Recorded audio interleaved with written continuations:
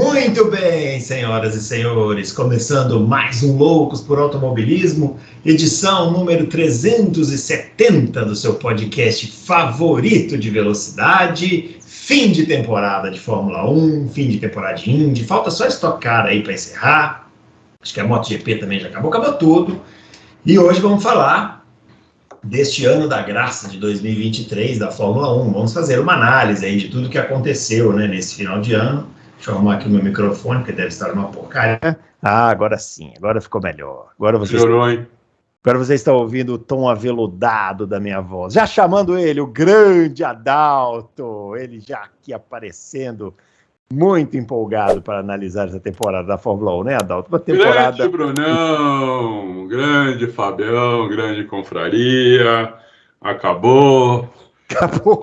Acabou! Seu e torcer para que seja melhor ano que vem. Vamos falar sobre isso.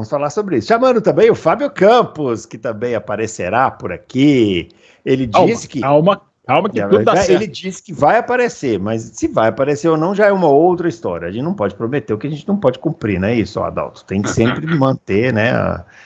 Manter o elan. Vai aparecer agora, atenção, 3, 2, 1, apareceu. Eu sabia que ele não ia deixar a gente sozinho nesse programa tão importante para avaliar a temporada, né, o Fábio Campos? Tamo junto, falar com o ouvinte gosta de retrospectiva, né? Gosta de análise, de balanço, né? De recapitulações, de lembrar momentos. Os ouvintes gostam disso, né? Então a gente tá aqui para fazer isso, para analisar essa temporada de Fórmula 1 que deu o que falar. Isso aí a gente pode falar. Deu o que falar, embora falta de notícias, falta de variedades em certas áreas, mas deu o que falar. Falamos muito, como sempre, né, Bruno Aleixo?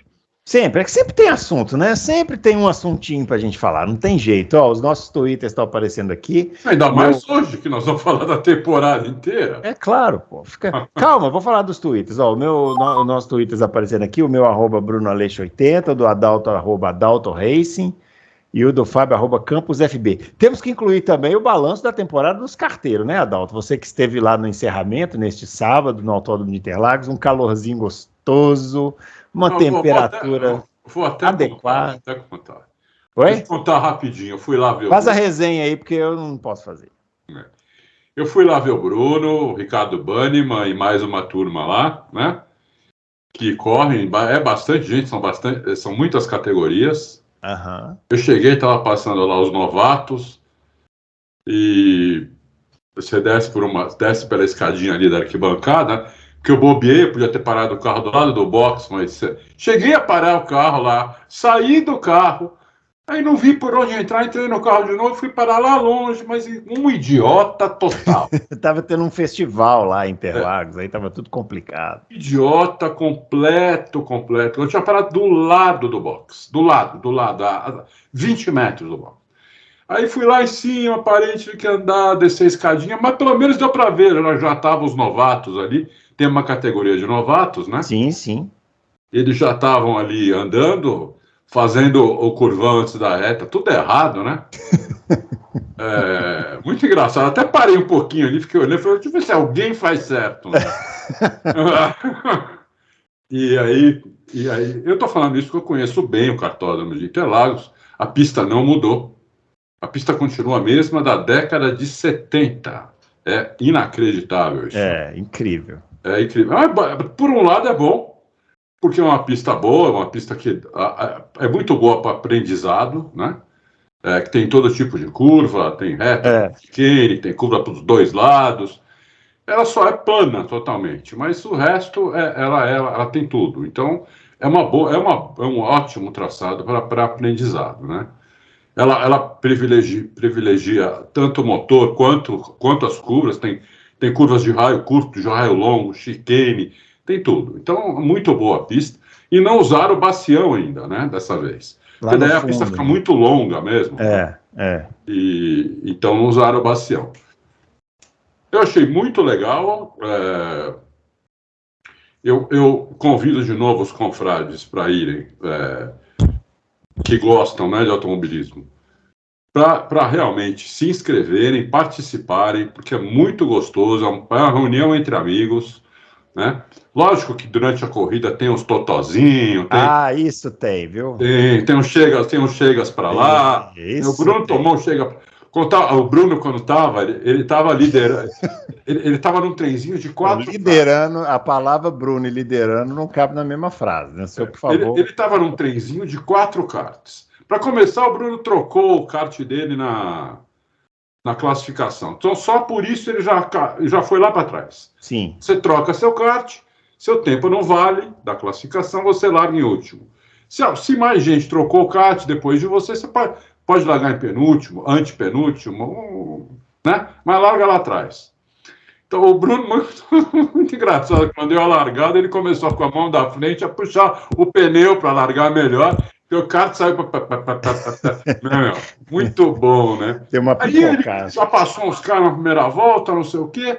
Aí uma hora ele estava num trenzinho de 4 karts, ele estava em segundo nesse trenzinho. Aí ele passou o primeiro, ele passou na reta oposta ali antes de entrar no curvão para a reta principal. Eu falei para ele como fazer aquele curvão, inclusive. Ele falou. Ele passou o cara lá. Só que eles jogaram ele para fora, mas na cara dura. Numa cara dura, que na Fórmula 1 era totalmente desclassificado. Totalmente desclassificado. Foi uma menina, acho que te jogou, não foi, não, Bruno? Foi, pois é. Foi uma menina que jogou ele para fora. Querida Andréa Senigalha, grande Andréa Senigalha, me jogou para fora, mas tudo bem, o que é dela tá guardado. Aí ele perdeu essas 4 posições, ficou em último nesse trenzinho de 4. E aí foi muito legal, porque foi se recuperando, aí chegou no cara que estava liderando, ficou num pega com ele espetacular, e passou o cara, porque na última volta, Bruno? Foi, eu primeiro fiquei empurrando ele, e depois eu passei. Aí o Bruno passou o cara na última volta. Agora eu vou te falar, tava uma lua de 40 graus, entendeu? E dava pena de ver os caras de macacão, de sapatilha, capacete. Só de olhar para os caras já passava mal, entendeu? Fala, aquele momento que no final você pensa, por que eu não gosto de sinuca? Poxa, né? Outro tipo de esporte. Não, vai gostar de automobilismo. Toma na cara. Calor que tava, uma coisa infernal, tava bem quente mesmo. E, olha, muito legal, vale a pena. É barato, Bruno, para participar do campeonato?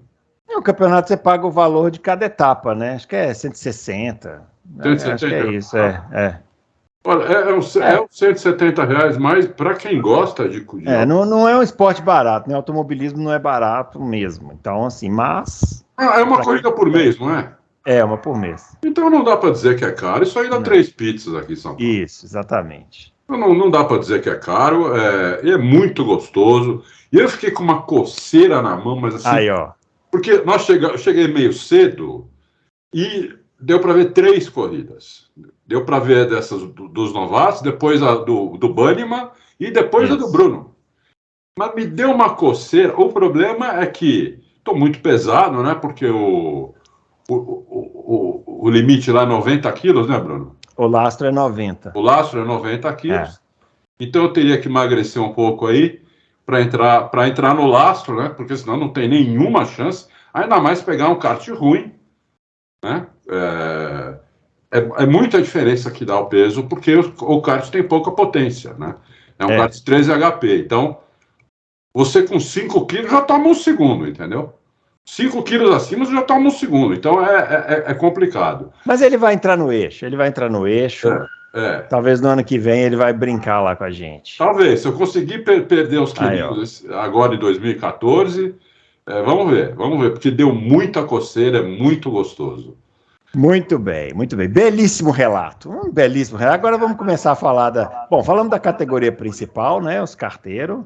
Agora vamos falar da Fórmula 1, né, que tá aí, Fórmula 1, né, temos que falar e tal. Fábio Campos, você que tá aí prestando atenção nesse relato, acorda, vamos falar da Fórmula 1. Tá faltando só saber a posição que você chegou.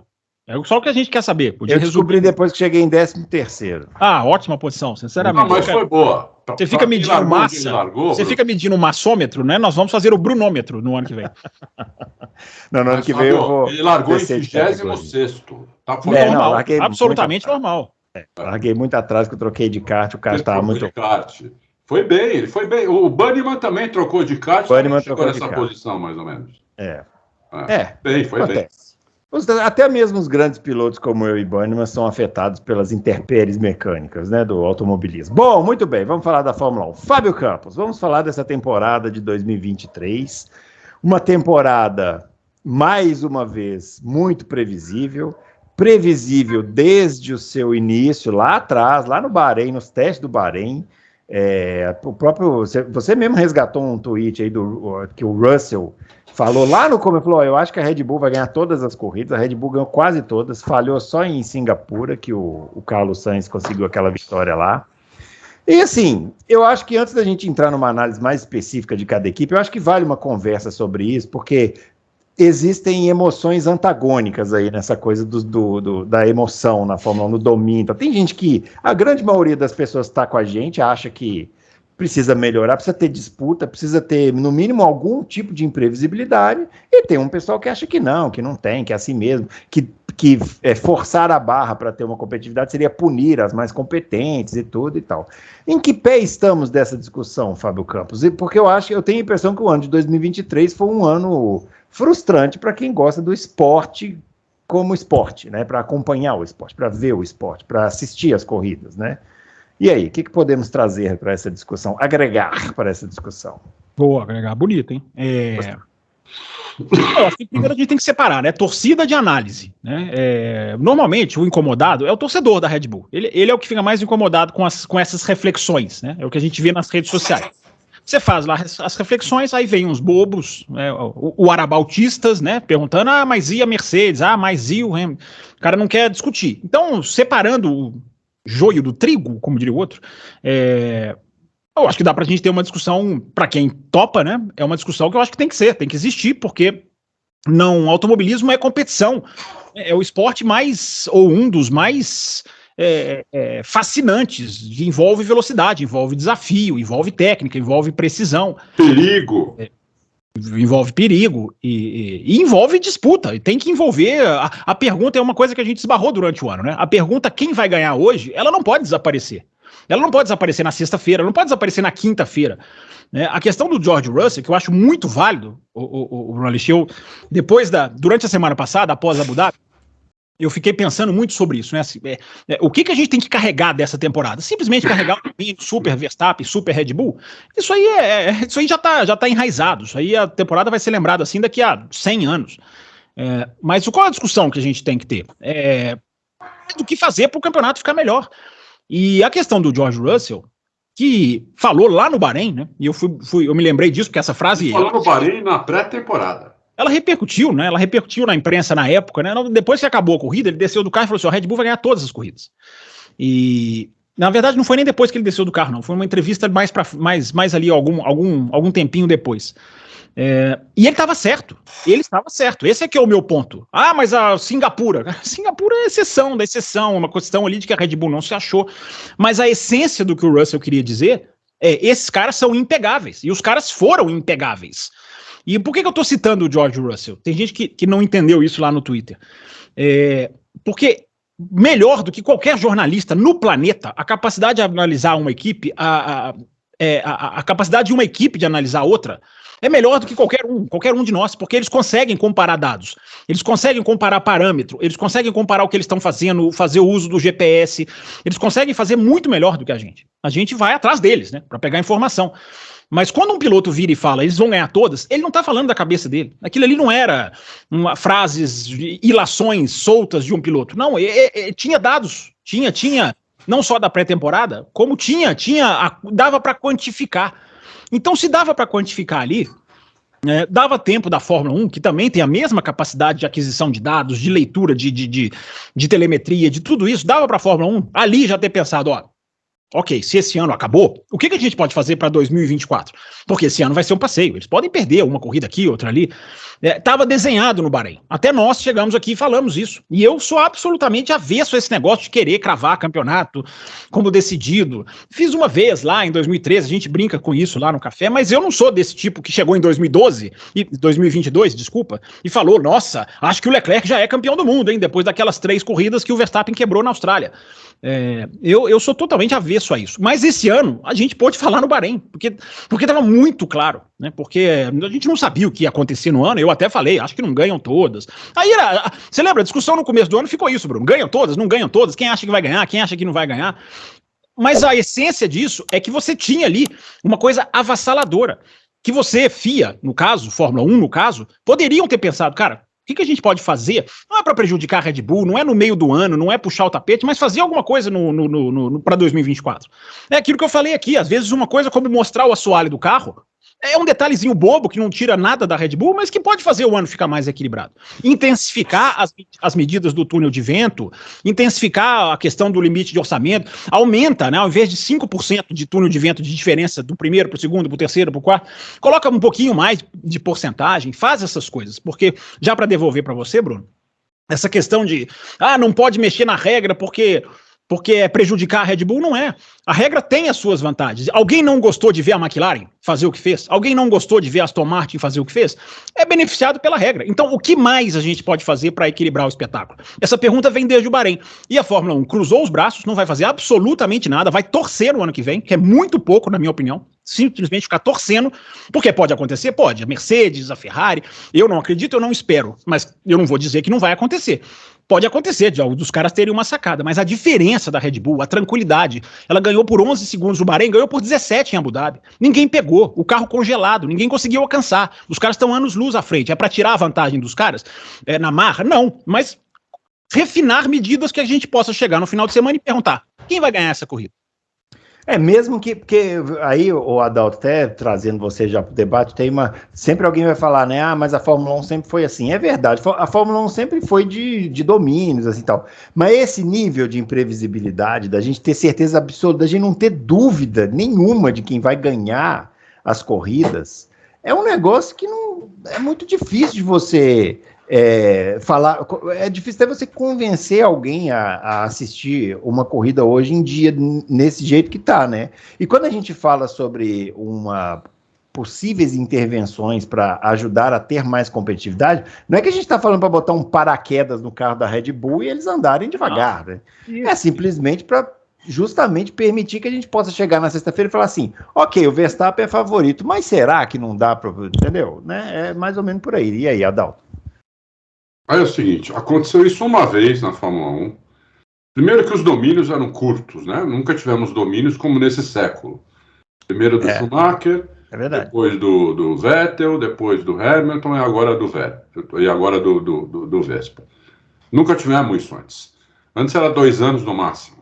Você não tinha um tricampeão, por exemplo, seguido. Você tinha um domínio daquele ano, do ano seguinte, no mar. Depois já mudava. Então, o regulamento era muito menos irrestrito do que é hoje. Hoje o regulamento é super restrito. Por isso que o Fábio falou tanto em mexer alguma coisa no regulamento.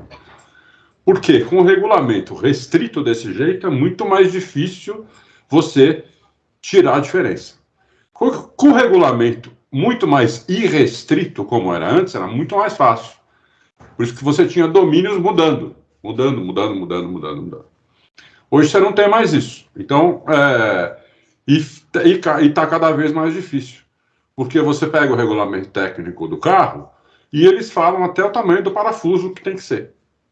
Entendeu? Então, realmente, fica difícil você tirar coelho da cartola assim. Fica difícil mesmo, né? Então, por isso que eu sou a favor eu não sou a favor, por exemplo, do que fizeram em 94. Em 94... todo mundo sabia, ou todo mundo imaginava que o Senna fosse ganhar todas as corridas naquele carro da Williams, né? Naquele carro de 92 e 93, que o de 94 seria uma evolução já daqueles 2 carros maravilhosos da Williams. Então, o medo era, não vamos ter campeonato, o Senna vai ganhar tudo. O que a FIA fez? Ela mudou totalmente o regulamento. Ela tirou tudo que a Williams tinha, né? Para a gente não ter um campeonato já sabendo de antemão quem ia ganhar o campeonato, né? Quem tinha grande chance de ganhar todas as corridas, inclusive. Então ela mudou totalmente o regulamento da noite para o dia. Nunca vou esquecer isso. Foi da noite para o dia. Não foi uma coisa discutida por meses, não. Foi da noite para o dia. Um dia veio a notícia de que tinha mudado tudo. tinha tirado toda a eletrônica, a suspensão ativa, tudo, né? Aqueles carros eram eletrônicos, né? O que fazia diferença naqueles carros era a eletrônica. Porque os motores eram parecidos, era tudo muito parecido, a eletrônica da Williams, que era muito sofisticada. Então, hoje eles sabem qual é o problema. Hoje é parte do assoalho, parte do efeito solo, né? É aí que eles têm que mexer.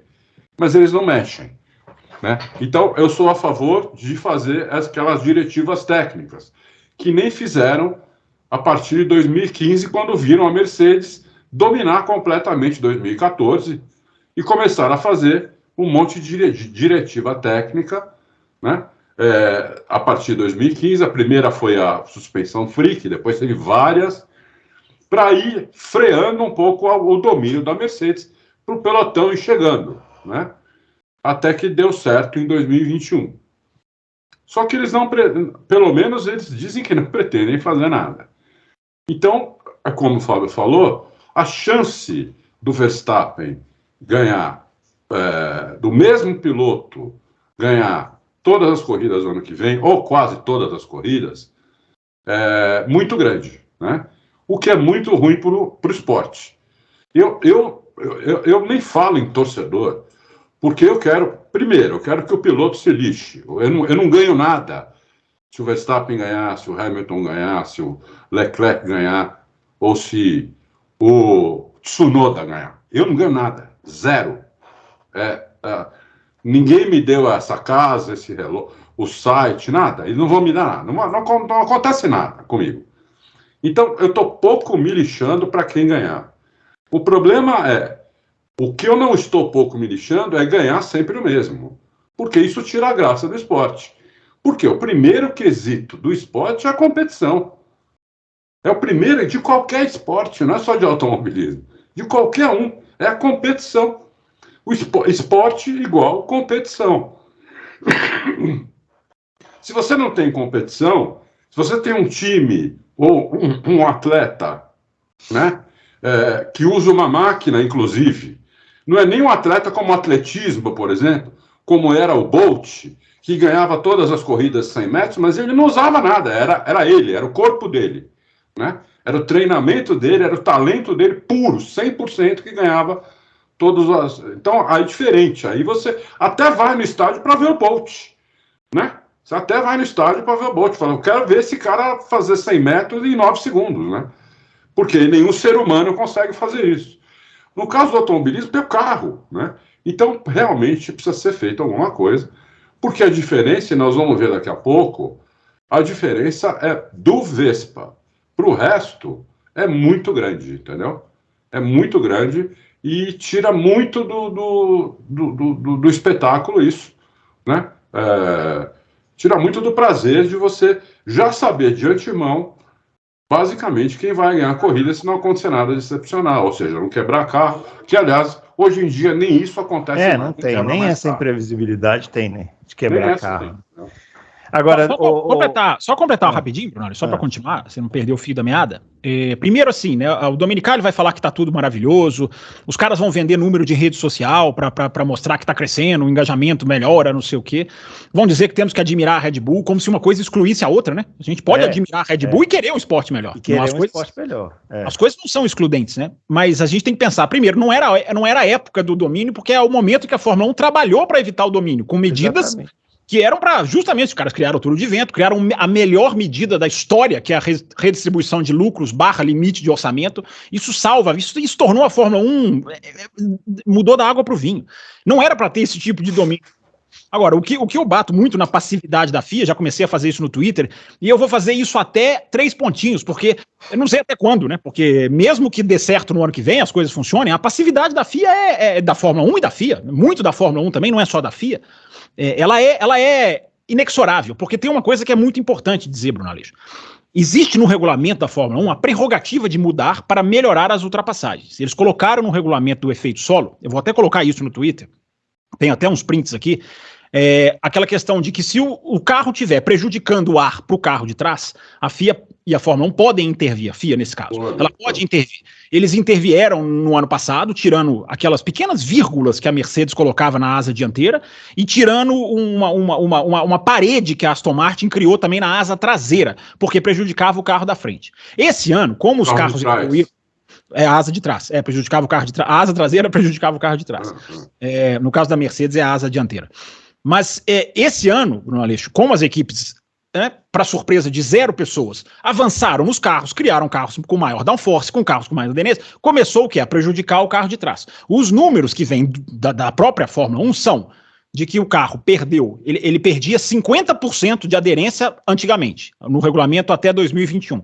Ele passou a perder 20% com o efeito solo. Legal, maravilhoso. Só do ano passado para cá, 22 para 23, ele já perdeu metade disso. Dos 30 que ele caiu, já recuperou 15. Ou seja, hoje ele já perde 35% do downforce. Antes ele perdia 50%. Olha o salto que a evolução da Fórmula 1 faz. Ou seja, a Fórmula 1 tinha a prerrogativa de mexer nisso, porque isso podia afetar a competitividade. Isso está no regulamento. Tá no regulamento. O que o Nicolas Tombasi chegou e falou? Não, nós não vamos mexer nada, nós vamos esperar até 2026. Então, essa é o que eu sempre digo. A Fórmula 1 é o esporte mais rápido dentro da pista, mas é uma tartaruga fora da pista. É uma lentidão, é uma passividade, é uma falta de ação que os caras tinham que estar reunidos depois de Abu Dhabi para falar, cara, o que nós vamos fazer para melhorar? Não é ser radical, não é inverter o grid em todas as corridas, mas o que a gente pode fazer para dar uma melhorada? E os caras não fazem. Então a passividade da Fórmula 1 é o que eu vou atacar de hoje para sempre, porque os caras têm que tomar certas atitudes e não tomam. Essa conversa que tá o downforce, não sei o quê, eu acho que eu escuto isso, sei lá, há 20 anos que eu escuto esse negócio. Sim, porque é o trabalho dos caras. O trabalho dos caras é pôr downforce nos caras, nos carros. Porque o carro não pode andar perto do outro, porque o downforce, eu escuto isso há 20 anos, e aí os caras vão fazendo os regulamentos para tentar melhorar isso, e o negócio não melhora, só piora. Aí veio o efeito solo, que os caras falam, pô, agora sim, agora com o efeito solo vamos resolver. Mas desculpa, gente, essa jamanta desse carro desse tamanho pode ter o efeito solo que for, não tem jeito, gera turbulência pro carro de trás, entendeu? O que eu falava desse efeito solo, muito antes de ele entrar, Mandrake. Mas o efeito solo, aí eu discordo, eu acho o efeito solo sensacional, ele melhorou, ele reduziu de 50 para 20. Reduziu, mas já tá voltando. A evolução, pois é, mas aí é que é a falha da Fórmula 1. Como a Fórmula 1 colocou no regulamento, eu posso intervir a qualquer momento, ela tinha que intervir. E ela tá vendo o downforce piorar. Agora, o que os caras estão fazendo? Eles estão usando aquele end plate, né? Que é o pegar o Rubinho aqui. Opa, que o Rubinho tá... Rubinho aqui, na área, explicação técnica. O chamado end plate, o que é? Essa parte aqui que é vertical do carro. Essa parte vermelha aqui, ó, da asa dianteira. Eles estão usando isso aqui agora para jogar o ar para fora e estão jogando usando o duto de freio, mesmo com a calota, porque a calota veio para isso, para evitar de jogar o ar para fora, o auto-wash, e prejudicar o carro de trás, mas os caras estão manipulando com a genialidade deles o duto de freio para jogar mesmo atrás da roda e fazer um auto-wash e prejudicar o carro de trás. Então a Fórmula 1 tem que agir contra essas coisas, para que a gente tenha mais ultrapassagens, porque se a gente tiver um domínio do Verstappen, a gente está falando isso aqui o ano inteiro, se a gente tiver um domínio do Verstappen, mas corridas excelentes, como Monza, como Las Vegas, isso atenua. Então são duas coisas que você ataca, e eles não vão atacar nenhuma das duas. Eu acho que atenua até a página 2 também, porque precisa claro, mas se o Verstappen ganhar numa super corrida, você há de convir que é diferente o cara ganhar. Se ele construir o título dele, para mim, é o que eu falei aqui outro dia dos caras que ganham os números e dos caras que empilham os números, que é esses super campeões que surgiram dos anos 2000 para cá, que é o Schumacher, o Hamilton e o Verstappen agora, o Vettel e o Verstappen agora caminhando para esse mesmo caminho aí que deve acontecer. Não é que o cara conquistou aquilo ali na marra, não, o cara foi empilhando. Aí chega no final da carreira, o cara tá com números assim estratosféricos, né? Mas você olha e fala assim, mas peraí, qual foi o grande rival que esse cara teve na vida? Você não consegue saber, porque o cara tinha um carro tão melhor. Vai banalizando. Por isso que eu falo, os números já viraram banais. Exatamente. Viraram banais os números, entendeu? Não tem mais. Não tem problema os números, viu, gente? Não tem problema o Verstappen ganhar, não tem problema nada. O problema é o como. Tetracampeão ano que vem. Desde que ele teve que disputar. Verstappen ganhou esse ano 19, não foi? Dessas 19, quantas ele passeou na pista? maioria absoluta esmagadora, ficou passeando. Eu diria até, sei lá, 15, talvez 16, passeando. Todas. Não é competição. Todas. Não é competição, né? Ele passeou em todas. Vamos tira aí. Eu vou para ser camarada com ele, eu tiraria a Holanda, que ele caiu lá pro meio do grid, na chuva e tal, e a Itália, que ele teve que... Las Vegas ele também teve que trabalhar, né? Las Vegas teve um trabalhinho. Então, aí vai chegar no número que eu falei, 15, 16, que ele ganhou passeando. Não, mas quando você já sabe que o cara largando em nono, ou caindo para oitavo, ou até para décimo, vai passar todo mundo e ganhar a corrida, para mim dá na mesma. Mas aí é a imprevisibilidade absoluta, né? Mas para mim dá na mesma. Dá. O que você mas eu tô atenuando. O normal, qual é o normal? Um cara que larga em primeiro e cai para décimo, o normal, se ele for muito bom, se o carro dele for bom, e se ele for um piloto extra classe, ele chegar em quarto, em terceiro no pódio, e não passar todo mundo e ganhar a corrida com 10 segundos na frente. Isso não é normal, entendeu? Isso não é normal. Então, para mim, não, por isso que eu falei, para mim ele passou em todas. Agora, falando do Verstappen, vamos falar do Verstappen também, porque afinal de contas, né? Aí acho que a gente pode até entrar com esse gráfico que o Adalto falou aí. Qual é o percentual do Verstappen nessa brincadeira? A gente consegue falar isso, assim, com algum tipo de segurança, ou é impossível? Vamos percentual dele o Verstappen ganha de todo mundo na Fórmula 1. Ele tem o melhor carro? Tem. Mas o Pérez também tem um carro espetacular e não consegue ganhar de ninguém. Então, qual que é o percentual do Verstappen nessa história, desse domínio aí? Eu acho que o Verstappen, assim, do percentual do piloto, né, que cada um tem um número aí, né? 20, 15, 10. Cada um tem um número, é difícil a gente cravar o número. O percentual da parte dele, na minha opinião, é 100%. Entendeu? Na minha opinião, é 100%. Porque eu acho que ele tira tudo do carro. Então, o mérito dele é esse. Eu acho que ele tem esse mérito, né? Ainda mais se você vê o companheiro de equipe dele, que toma, em média... Estamos com o gráfico aí na... Vamos pôr o gráfico na tela. Atenção, gráfico na tela. Gráfico na tela. Vamos explicar esse gráfico primeiro. Esse gráfico é a diferença do Verstappen para o último em corrida, em todas as corridas que os pilotos andaram. Então, por exemplo, numa corrida onde o piloto não largou, como aconteceu com o Leclerc aqui no Brasil, ou uma corrida que aconteceu com o Sainz, não lembro onde, acho que na corrida anterior, não lembro onde. E não largaram, não correram, não conta nesse gráfico. Aqui só conta as voltas andadas por cada piloto, né? Então, mas aqui é o tempo de volta, ó, o tempo de cada volta, a média de tempo de volta, é isso? É a diferença. Então você tem o Verstappen, que foi o mais rápido, e aí você tem a diferença do Verstappen para todos os outros. Então, mas isso soma, a pergunta é, isso soma todas as voltas que ele deu e tira uma média, e aí chega num valor e aí tem a diferença para os outros, é isso? Isso, todas as voltas que todos os pilotos, que o Verstappen deu, que o Pérez deu, então as voltas que o Pérez deu não conta, entendeu? Então as voltas que o Hamilton não deu não conta, só conta as voltas que foram completadas por cada piloto. E só em corrida também, é importante falar só em corrida, sem classificação.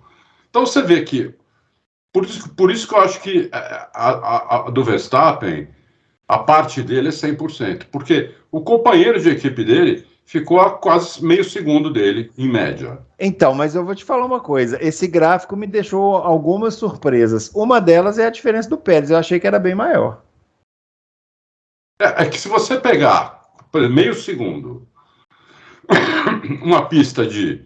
Numa pista de 5 quilômetros, você vai ter o Pérez chegando a 25 segundos atrás dele.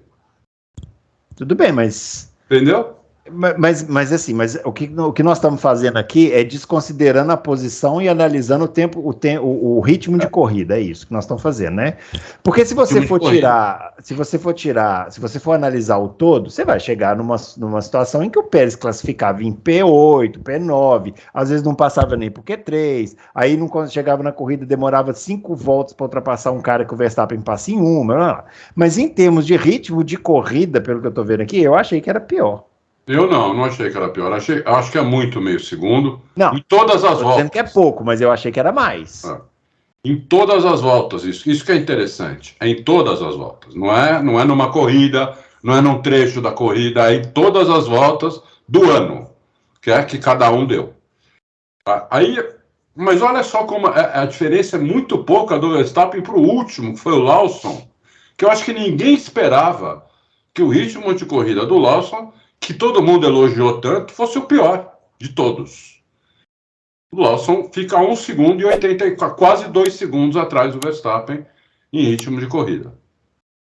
Né? Então você tem a Fórmula 1 inteira em 1,8 segundos. Isso eu acho que nunca aconteceu na história. Então, se você for pegar esse gráfico aqui, você vê que o regulamento tira o Verstappen fora, e o regulamento aqui ia dar 1,5 segundo de diferença do primeiro para o último. Está dando 2 por causa do Verstappen. Não chega nem a 2, 1,87. Né? Então, eu acho que esse gráfico aqui, ele vê alguns mitos. O primeiro é esse. Quer dizer, a Fórmula 1 está muito mais junta, né? E precisa fazer alguma coisa na Red Bull para equilibrar um pouquinho mais o grid. Você vê o Hamilton, ele é 2 décimos mais lento do que o Pérez. E aí você vê os dois pilotos da Ferrari que praticamente têm o mesmo ritmo de corrida. A diferença deles é 4 centésimos. Você esperava isso? Não. Então, eu também não. Todo mundo acha que o Leclerc é muito mais rápido que o Sainz. É isso que eu ia falar. Eu não esperava em favor do Sainz. Todo mundo acha que o Leclerc é muito mais rápido que o Sainz. Pode até ser em classificação, mas em corrida não é. Em corrida ele é 4 centésimos mais rápido que o Sainz por volta. Né? A diferença do Sainz para o Alonso é 1 centésimo. Nem isso. É o milésimo. Praticamente a mesma coisa. Não, 1 centésimo. E daí também dá para você comparar companheiros de equipe. Por exemplo, o Hamilton, ele é 2 décimos mais rápido que o Russell, em média. Né? O Alonso, ele é mais de meio segundo. Não é mais de meio segundo. Ele é 4 décimos mais rápido que o Stroll. Todo mundo achava que era mais. Mas são 4 décimos, né? Aí você pega das equipes do segundo pelotão, quem tem o melhor ritmo de corrida de todos é o Gasly. Né? Se você colocar as melhores equipes no primeiro pelotão e considerar a Alpine como o segundo pelotão, o Gasly é o melhor piloto do segundo pelotão, é o que tem o melhor ritmo de corrida. Mas também é pouca coisa, olha a diferença dele para o Piastri. São 2 centésimos também, né? Que são mais 3 centésimos para o Stroll, olha, o Piastri, né? Que a gente achou um super piloto. A diferença dele para o Stroll, que todo mundo acha horrível, são 3 centésimos de segundo. Né? Então, é isso. O Ricardo é um dos poucos aqui que está um pouco, o ritmo de corrida dele está um pouco turbinado, porque ele teve poucas corridas, né, o Ricardo, e teve uma delas que ele foi muito bem. Esqueci agora qual. México. Foi México, né? Então, essa corrida colocou o Ricardo nessa posição. Se você tirar o México, ele vai lá para trás também. Ele vai perto lá do De Vries. Então, dos 4 pilotos da AlphaTauri, tirando o México, o melhor é o japonês, o Tsunoda. É que no México, realmente, o Ricardo detonou no México. Achou a pista, achou a mão do carro, tudo, né? Então, ele ele foi tão bem no México que a média dele melhorou muito com a do México. Né? Olha o Albon. Em relação ao Sargent.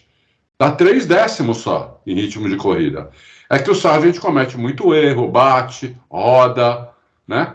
Mas em ritmo de corrida, eles não são tão longe assim. São 3 décimos de segundo só. Outra surpresa aqui é Hülkenberg e Magnussen, né? Pouca diferença. Incrível, né? Incrível. 3 centésimos também. Então você vê aqui que só destoa mesmo de todos é o Verstappen. que vestiu o carro, né? Que tem um carro aí que, de acordo com o Pérez, não de acordo comigo, mas de acordo com o Pérez, é feito para o Verstappen, ele realmente destoa do resto. Né? Mas o Pérez também não vai falar nada diferente disso, né? Ele podia não falar nada, né? Podia não falar nada. Tomei, o cara é melhor, o cara... Mais ou menos como o Albon falou essa semana, inclusive. Em menos de uma semana, o Albon falou, o carro, naquela época, o carro não era feito para o Verstappen. O carro era muito arisco, só que ele tem uma facilidade em dirigir um carro arisco que eu não tenho. Ele foi muito honesto, né? Que eu não tenho, entendeu? Então, por isso que ele tomou. Mas ele tomou, eu não fiz esse... Dá um trabalho enorme fazer isso, né? Trabalho que não é difícil fazer, mas o trabalho que dá para fazer é um dia, né? Você demora a fazer isso. É muito grande o trabalho que dá para fazer isso. Então, se alguém quiser fazer, a diferença do Verstappen para o Albon certamente vai ser menor do que para o Pérez, né? E para o Gasly também. E o que leva a minha pergunta, que ninguém até agora me respondeu, é por que a Red Bull vai manter o Pérez o ano que vem? Né? Se ele toma, disparado é o que mais toma de todos. Será que o Fábio Campos sabe responder essa pergunta? Hã? Será que o Fábio Campos sabe responder essa pergunta? Tá lá no meu Twitter hoje, inclusive, essa resposta aí. Pelo menos assim, a minha análise, né? Do Pérez, depois que ele faz o trabalho que ele fez depois do Grande Prêmio do Catar, em que ele vai trabalhar 3 dias na Red Bull com os engenheiros, fica no simulador, estuda os dados, conversa com a equipe, ele melhora em corrida, em qualifying não, porque qualifying, inclusive, sempre foi um defeito do Pérez, né? Sempre foi algo que... Travou aqui pra mim. O lugar que o... Oi. O Fábio deu uma travada. Tá dando para ouvir, mas você tá parado me vendo aqui? A imagem. Alô? Não estão me vendo aqui? Eu tô vendo a sua imagem congelada. Fecha a câmera e abre de novo para ver quem sabe. Tenta abrir e fechar a câmera, porque travou, Fábio. O som tá normal. Não que seja um problema. Você até não ficou tão feio assim. Tá? Geralmente quando a gente trava, fica meio assim. Foi o caso. Acho que agora ele caiu, né? Inclusive. Ele deu uma caída da live. Ô Adalto, enquanto o Fábio não volta, vamos começar a falar algumas coisas aqui para a gente já entrar numa parte mais específica da análise, né? Já falamos essa coisa mais geral. Acho que ficou claro, né, gente? O que a gente está falando, né? Ninguém está falando para prejudicar o Verstappen, para acabar com o Verstappen. Ninguém quer que o Verstappen seja sequestrado, nada disso. A gente está fazendo uma análise técnica aqui, para que a Fórmula 1 seja um pouco mais competitiva, pelo menos, né? Que a gente tenha um pouquinho mais de imprevisibilidade, mesmo que no final do ano o campeão seja o Verstappen. Não tem problema nenhum. O Verstappen pode ganhar 10 títulos. Acharia até legal. O cara ser decacampeão, né? Seria decacampeão. Decacampeão. Eu acho até legal, desde que sejam disputados os títulos. Não passeios, entendeu? É isso aí. Ô Adalto, aí falando agora um pouco mais especificamente sobre alguns fatos do ano, né? Alguns pilotos, algumas equipes, começando pela Haas aqui, né? A Haas, no início do ano, anunciou, então, a troca do Mick Schumacher, no final do ano passado, né? A troca do Mick Schumacher pelo Hülkenberg. Eu fui um que falei, né? Aproveitar os pilotos jovens e tal, né? Hülkenberg, a gente já conhece e tal. Mas o Hülkenberg sentou no carro e parece que resolveu o problema da Haas, né? Que era aquele problema seguinte: eu precisava de um piloto que fosse rápido e não me batesse, porque com esse teto de gastos eu vou acabar não conseguindo terminar o ano, né? Então, eu acho que resolveu, né? Inclusive, ele um tempão sem estar como titular na Fórmula 1, vários anos, não lembro agora, foram 2 ou 3, né? Ele andou em algumas corridas, em equipes diferentes, inclusive, mas sem estar na Fórmula 1, né? Sem pegar a mão do carro mesmo, eu achei que ele foi bem, né? E ficou muito parelho com o Magnussen, por exemplo, que já fez a temporada inteira ano passado. Né? Já tinha feito a temporada inteira do ano passado, e na classificação, o Hülkenberg é melhor ainda. Ele é mais rápido de classificação do que de corrida. Na corrida, ele e o Magnussen, pelo que a gente está vendo aí do gráfico, são muito, muito próximos, né? Mas em classificação, ele é bem melhor. Então, ele larga bem na frente do Magnussen, né? E como ele ainda tem um ritmo de corrida que é um pouquinho melhor que o Magnussen, então o Magnussen não consegue chegar, a não ser quando acontece algum problema com ele, né? Uhum. Então, a Haas acho que fez uma ótima escolha para o carro que ela tem também, né? Não adianta a Haas, o cara ganha na Mega Sena da virada agora, né? E quer contratar o Hamilton ou o Verstappen, não vai adiantar muito, porque eles vão ganhar talvez 3 ou 4 posições, né? Mas não vão fazer pódio, não vão ganhar corrida, nada, entendeu? Então, para os pilotos, para o carro que ela tem, eu acho que o Hülkenberg é um piloto muito bom mesmo, e tirou eles do problema. Ô, Adalto, me parece que ele voltou, hein? Voltou. Que ele voltou. Muito bem. Agora tá só o microfone também é bom pra gente ouvir também, importante. Mas tirando isso... Voltou. Aí, voltou. Mas olha o microfone dele, Bruno. Belíssimo microfone. Belíssimo, ele estava fechado. Rapaz. Fechado não funciona, né? Isso que é o microfone, eu diria. Você ia fazer algum comentário, não lembro o que era. Eu estava falando do Pérez, na hora que Pérez, você vai ter a resposta. Por que a Red Bull vai manter o Pérez? É muito importante a gente saber isso. Não, sim, eu não tenho essa resposta, não tenho nem a pretensão de ter essa resposta, mas a minha análise que eu faço, e o que eu estava dizendo na hora que eu caí, é que inclusive eu publiquei um Twitter sobre isso hoje, não sei se já subiu ou não, enfim, esses tweets aí que a gente manda subir nos horários malucos aí. Eles são rebeldes. A minha análise é o seguinte, o Pérez depois do Qatar, onde ele foi para a Red Bull, passou 3 dias lá na fábrica, aquilo que a gente sempre fala, né, trabalhar, piloto em crise ele tem que trabalhar, não tem que aposentar, ele tem que trabalhar, e ele trabalhou com os engenheiros, ficou lá 3 dias, discutiu muita coisa com a Red Bull, ele melhorou em corrida, em qualifying não, até porque qualifying é uma coisa assim que nunca foi o forte dele, mas em corrida ele melhorou bastante. Então após o Qatar, nas últimas 5 corridas, ele disputa ponto a ponto com os caras da Ferrari, com os caras da Mercedes, com o Norris, que tem mais pontos que ele, tem até a pontuação aqui, ó, nas últimas 5 etapas, depois desse GP do Qatar, o Norris tem 69 pontos, o Pérez tem 61, Leclerc 61, Sainz 47, Russell 43, Hamilton 40, então, o que a Red Bull quer é isso. Isso para a Red Bull tá excelente. Ele conseguiu ali se reestabelecer como um cara que fica ali trocando pontos com esses caras, né? É pouco para todos nós, né? Que queremos disputa, queremos a excelência, principalmente nesse cockpit da Red Bull. Mas para a Red Bull tá ótimo. Então, na hora que ele consegue se reestabelecer e fazer corridas bem melhores, longe do ideal, longe de estar aonde até o próprio Pérez, eu acho, tem capacidade para estar. Mas depois do Qatar, quando ele consegue melhorar bastante em corrida, consegue andar mais próximo do Verstappen, ele tira ponto dos caras e a Red Bull adora isso. É só isso que ela quer, alguém que tira ponto dos caras e não incomode o Verstappen. Pode ser uma explicação. Eu errei, né? Eu falei que o Pérez ia sair fora, acho que não vai acabar ficando mesmo, paciência. Já ficou. Já foi confirmado, Bruno. A gente entrou aqui, Fábio, enquanto você tentava se restabelecer, aí numa parte mais específica aqui, falando das equipes, estava falando um pouquinho da Haas, né?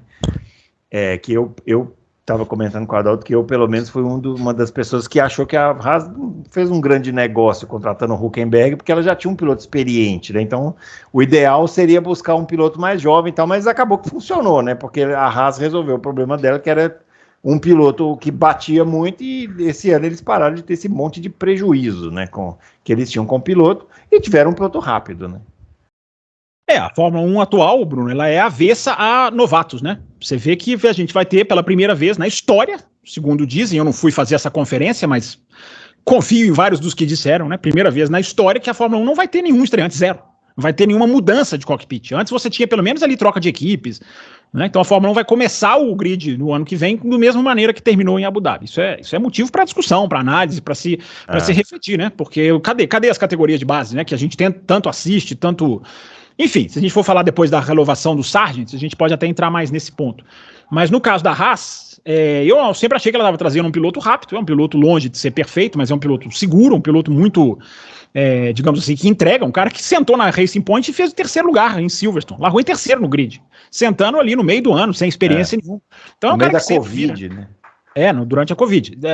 É um cara que senta e vira, né? Senta e vira bastante. Agora, o problema da Haas é talvez a equipe com a pior perspectiva para o ano que vem, né? Porque os caras fizeram um carro que estraçalha o pneu e fizeram uma atualização em Austin, né? Demoraram até Austin, vieram com um carro bem novo e não melhoraram o problema. A ponto do Hülkenberg voltar nas 2 últimas corridas a correr com a especificação anterior. E ser mais rápido que o Magnussen em Abu Dhabi foi porque Q3, o Magnussen ficou no Q1. Então a perspectiva de desenvolvimento da equipe, olha, os caras têm que acertar a mão lá, não tá fácil para eles, não.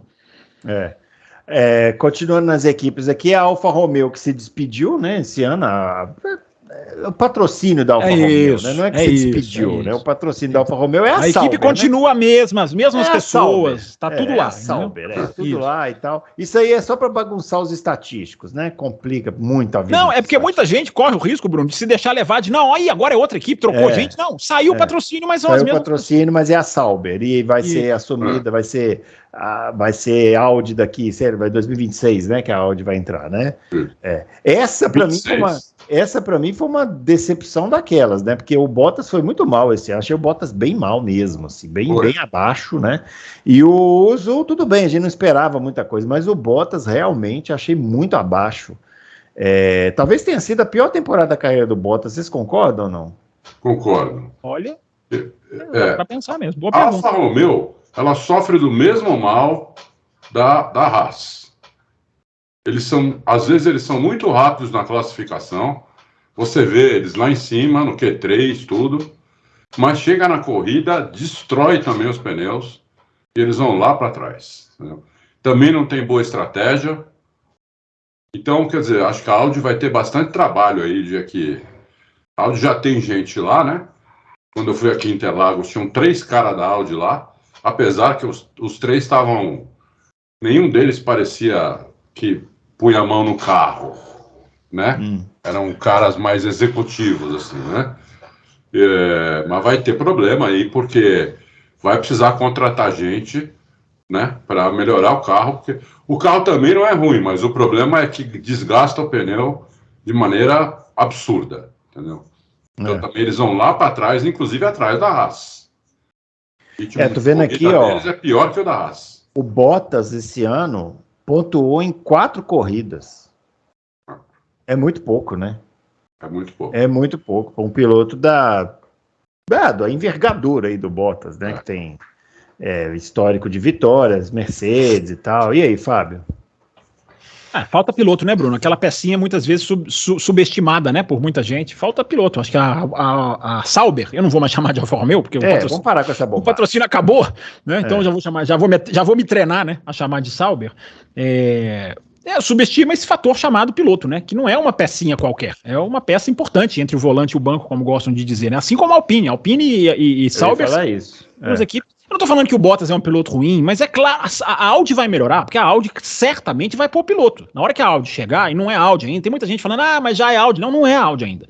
Os caras vão entrar para valer em 2026. Ok, eles podem fazer ali alguma coisa de como colocar gente, o André Seidel tá lá por causa dele. Eles vão colocar gente lá, mas fazer o dinheiro, entrar, fazer a questão, ter o domínio acionário de tomar decisão, de impor decisão, vai ser a partir de 2026. Os caras vão entrar, eles querem entrar chutando a porta, né? E eles têm direito.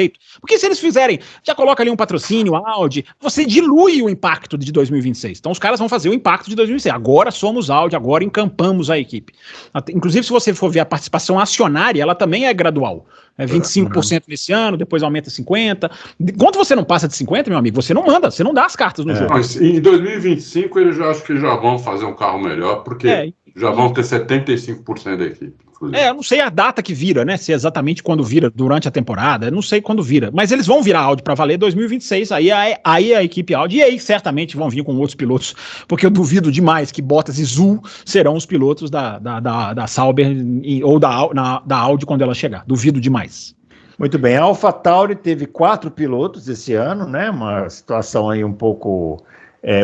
não usual para a Fórmula 1 atual. Você gosta disso? Você gosta desses rodízios, não gosta?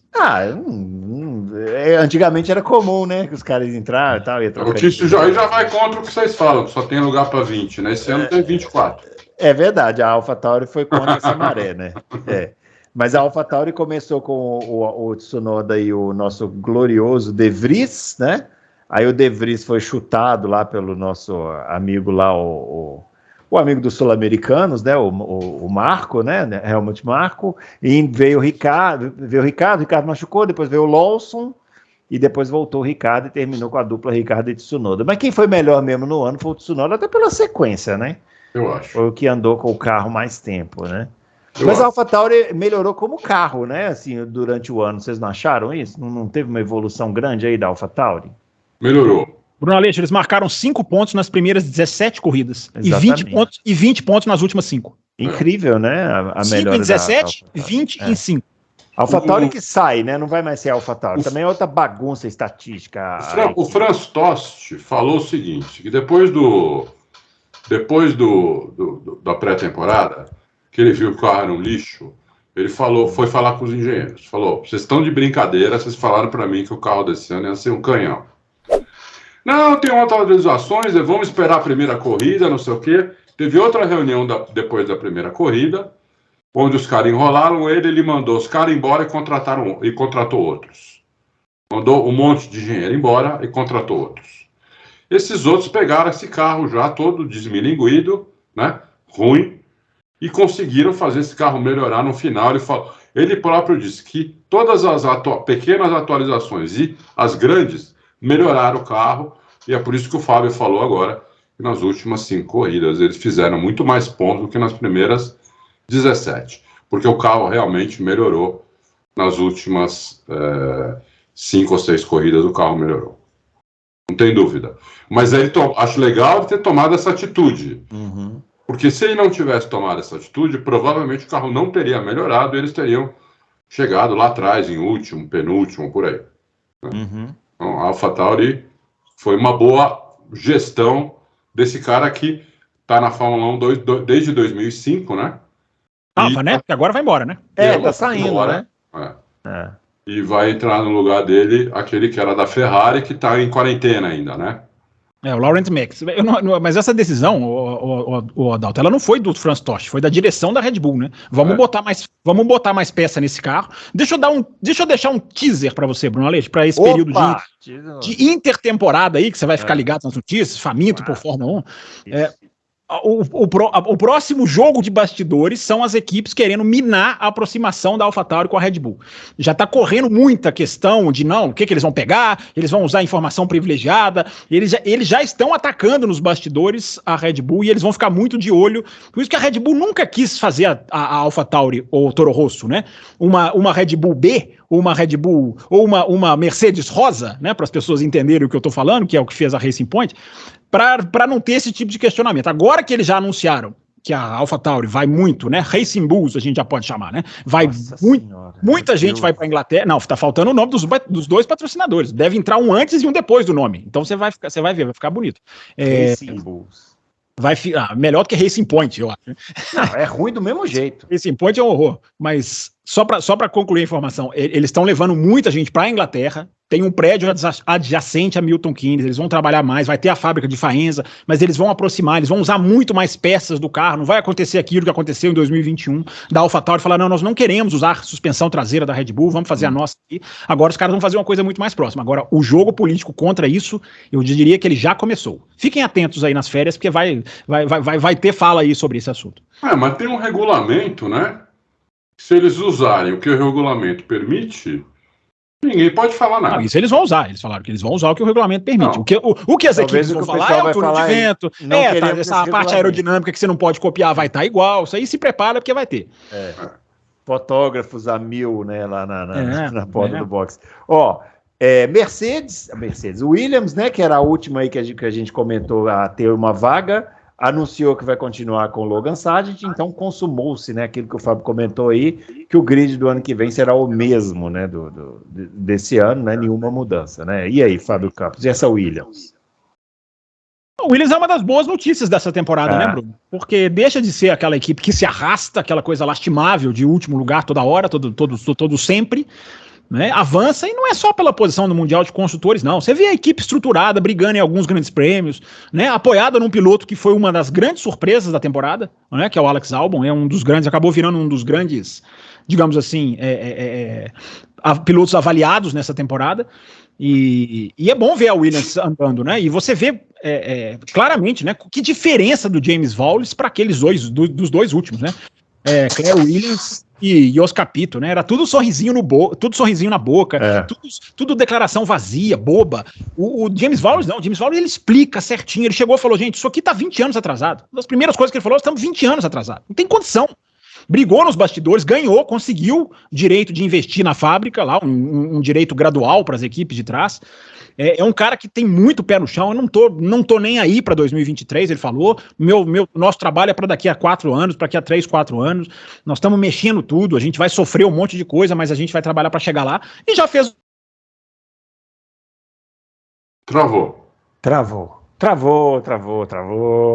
Hoje ele tá um rapaz travado, eu diria, Adalto. Hoje não tá querendo. Adalto, Alpine, rapidinho. Alpine nem tem muito o que falar, né? Alpine é isso aí, né? Alpine é isso daí, né? Eles parecem meio de grid, pilotos fracos, sem muita coisa.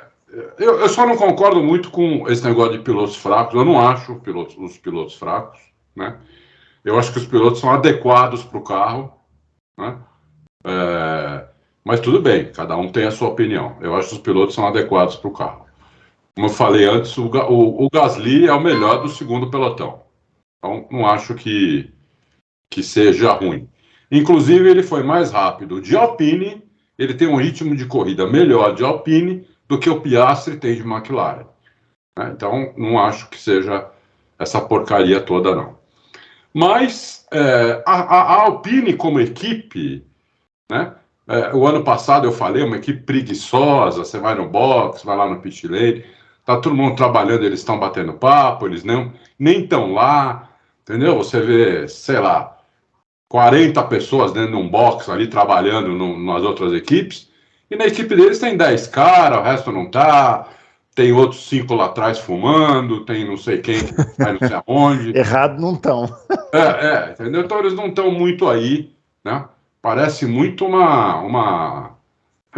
parece muito uma empresa estatal, né? É isso. Enquanto eles não decidirem, né, colocar a faca nos dentes e partir para disputar campeonato, vai ficar nisso aí, que é mais ou menos o que eles fazem há muito tempo já, né? Não é de agora, não é que esse ano a Alpine foi assim. Já fazem isso há muito tempo. Quiseram dar um golpezinho na FIA, ele dizendo que o motor era ruim, precisava aumentar a potência do motor, a FIA foi lá, verificou e falou, não tem nada a ver, o motor tá dentro, né? Então, não puderam aumentar o motor e foi isso. Acho que da Alpine tá bom. Tá bom, tá de bom tamanho, né? O Fábio Campos tá de volta aí, alô? Estamos aqui, não sei o que tá acontecendo. Temos que correr, hein, porque já são... Vamos correr. Você quer falar rapidinho da Alpine aí, ô Fábio? Acho que a Alpine, eu tenho muita... Eu não gosto de julgar assim, vontade dos outros, vontade das pessoas, vontade das empresas, né? Mas quando os funcionários saem falando que a empresa tem problema de envolvimento com a Fórmula 1, um grau de envolvimento que não é satisfatório, tudo bem, esse funcionário normalmente também sai ali com um rancor, né? Certa amargura. Mas a questão é séria, né? A questão é bem séria. Então, eu acho que a Alpine, com esses contratos de marketing, que não tem problema nenhum fazer, claro, os caras estão lá, se associam, atores famosos, ganham dinheiro, tudo mais, não tem problema nenhum. Mas quando você tem funcionários que saem, que questionam o comprometimento da equipe, isso aí fica mais sério. Só na questão dos motores eu tenho informação bem diferente da do Adalto. A FIA não vetou o motor da Renault, não. A Renault tinha lá o acordo que as equipes assinaram de poder reivindicar se tiver atrás do motor, e a própria Alpine desistiu, falou que não vai mais seguir, não vai mais atrás, porque as equipes teriam traído a Alpine. Nenhuma teria advogado em favor da Alpine, em querer imputar o regulamento, e a Alpine mesmo declarou, olha, nós vamos jogar para 2026, nós não vamos brigar porque fomos traídos, diz lá a Alpine na questão dos motores. Bom, isso ela disse depois, mas antes ela foi lá tentar melhorar o motor, dizendo que o motor... Houve a pré-conversa, na hora do vamos ver, ela alega que foi traída, né? Até porque não dá para enganar a FIA nisso, a FIA tem total capacidade de medir potência de motor, né? Aí que tá, eu sou mais para ter acontecido isso do que outra coisa. Próxima equipe, seu Bruno. Vamos fazer o seguinte, então, porque as próximas equipes aqui que nós temos são Aston Martin, McLaren, Ferrari e Mercedes. Vamos ficar um tempinho aqui conversando, né? Vamos deixar para a semana que vem, já que o senhor tem compromisso aí agora.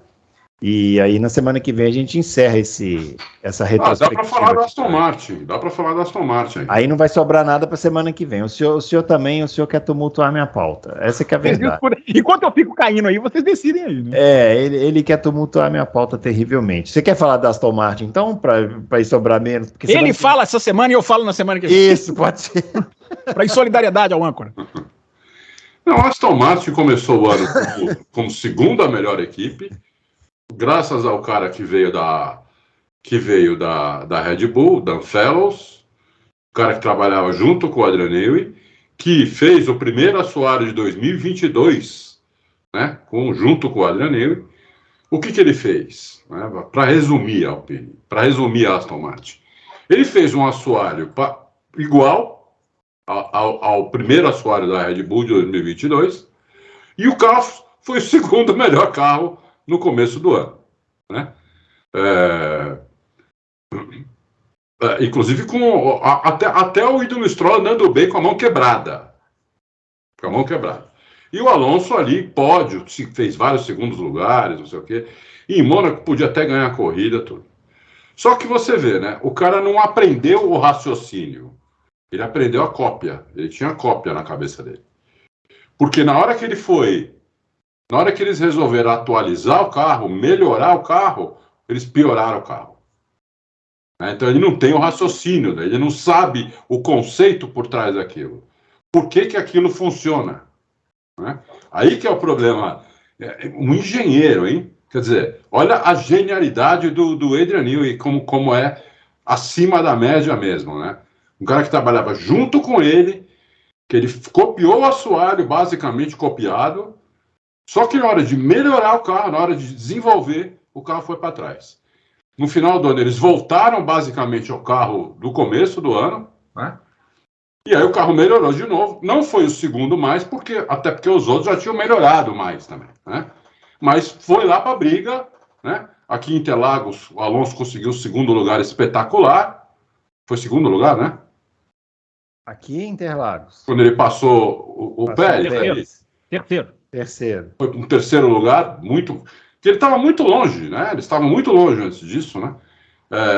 E foi isso, quer dizer, você vê como o conhecimento sobre esse tipo de efeito solo, que é com túnel Venturi, que é diferente do primeiro efeito solo, né? Que era mais simples, mais eficaz, e o carro dependia 90% dele mesmo. Ele só perdia 10% de downforce atrás do outro, conseguia fazer curva colado no do outro, curva de raio longo, curva de alta de raio longo colado, né? Devia ser aquele efeito solo. Esse efeito solo, que é um efeito solo de túnel Venturi, realmente o pessoal precisa aprender, está aprendendo, agora tem 2 anos aí de prática, e o que o Fábio falou desde o começo, o que resta é esperança que alguns ou algum consiga acertar para o ano que vem, para ter uma disputa com a Red Bull, senão a Red Bull e o Verstappen vão passear de novo. Muito bem. Ó, na semana que vem a gente continua a retrospectiva das equipes, e tem na semana que vem também, que nós estamos esquecendo aqui de falar, esse final de semana tem a decisão da Stock Car. Não é? Aqui em Interlagos, teremos a decisão aqui no... Deixa eu confirmar aqui a data dessa decisão. O Massa tem que chegar em que lugar para ser campeão? Faz aí o Massa, infelizmente, não estará na disputa, né? Como não tá? Como não? Ah, mentira, não é semana que vem, não. Mentira, é no dia 17. Então, semana que vem temos só que continuar temos que continuar a retrospectiva das equipes. Essa Stock Car também só apronta comigo, rapaz. O que é isso? A decisão da Stock Car é no dia 17. Então, semana que vem a gente volta aqui para falar do restante das equipes, falar mais algumas coisas dessa temporada, né? E chegando ao final desse ano aí. Quinta-feira a gente está aqui, né, para responder as perguntas aí dos nossos queridos e amados ouvintes. Vamos ver o que teremos de perguntas aí. Ó, grande abraço para todo mundo e até o próximo Loucos. Valeu!